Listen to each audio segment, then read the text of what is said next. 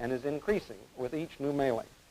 Mailings have been sent out covering our labor picture, city government, and chamber programs. In addition to mailings, we have also made personal calls on industrialists in a number of metropolitan areas from which we have developed some interest. These contacts are being closely followed up. Those companies which have shown a direct interest in a Dayton location have been provided with brochures containing facts of interest peculiar to their operations. We have spent considerable time gathering factual data on various sites in the Dayton area. Each brochure describing site areas is tailor-made to the requirements of the prospect. While it would seem, from what I have said heretofore, that all of our energies are directed towards inducing new enterprises to locate in Dayton, such is not the case. Much of our time is spent in assisting local companies with their expansion and relocation problems. It is important that our local companies have areas in which they can grow also. Several of our local firms, which are being affected by urban renewal and expressway programs, have already been served by our expansion department. Others seeking new sites for expansion with specific industries and other businesses interested in locating in the Dayton area. It is our hope that we may soon announce a new enterprise for Dayton, although it may be small. Even at this early date of our operations, interest has been shown by 9 companies. We have lost some. We have others with whom we are still negotiating. We cannot mention names of companies with whom we are working, and we may not get them. Competition between communities for new industry is particularly keen at this time. You can be assured, however, that we are pulling out all the stops and are doing everything possible to help expand our economy.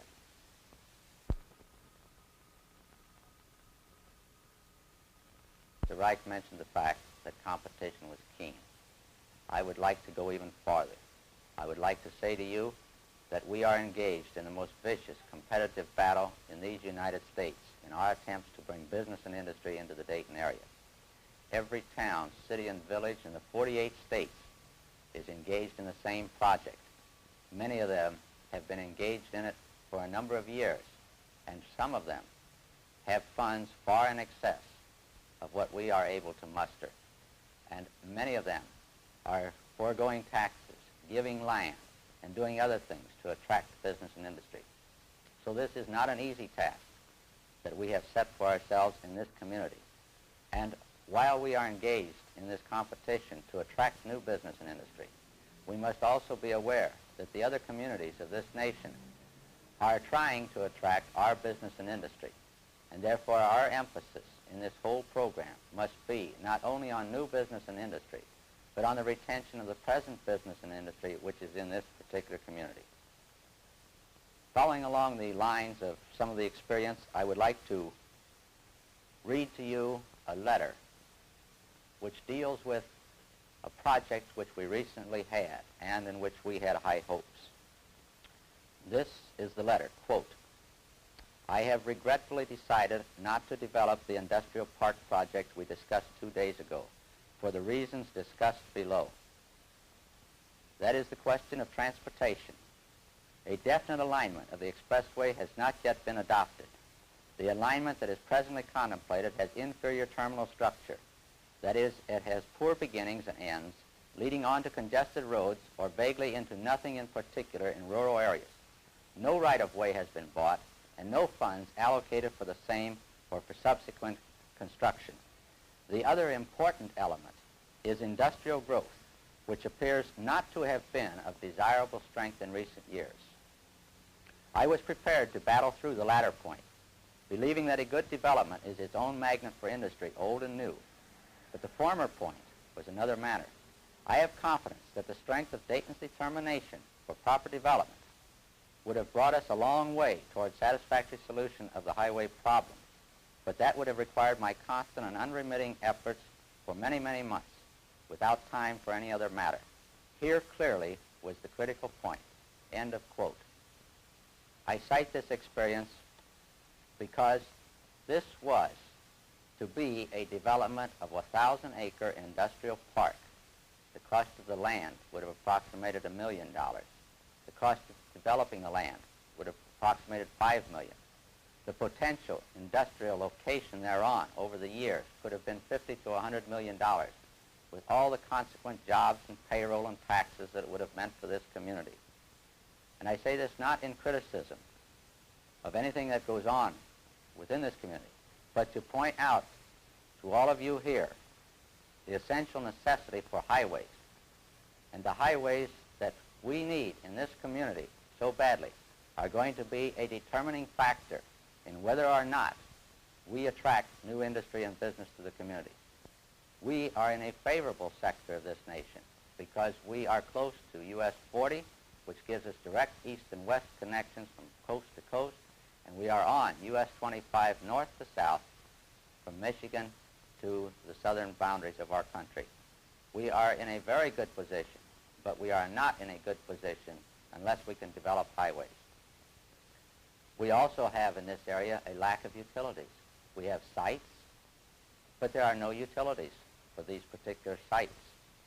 Other places, we do have utilities, but there are no sites. It has been built up with residential development. So it's important that the people of this community recognize all of the problems that are involved in industrial development. Everything that we do in this community for future progress has a bearing upon whether or not we can attract business and industry here, and upon whether or not we can keep the business and industry that we now have happy and satisfied in this location.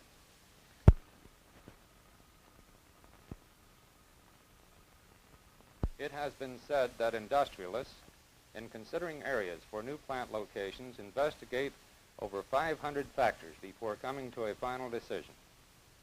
Sources of raw materials, markets, transportation, industrial services, taxes, type of government, labor and sites are but a few of the items considered. However, if there is one outstanding factor upon which plant location decisions are finally made, I would say that it is community attitude. Community attitude is exemplified by such elements as cleanliness of city streets, appearance of retail and service establishments, educational facilities, neighborhood recreation areas, traffic flow, and other physical aspects of the area. But of greatest importance, gentlemen, are the people themselves.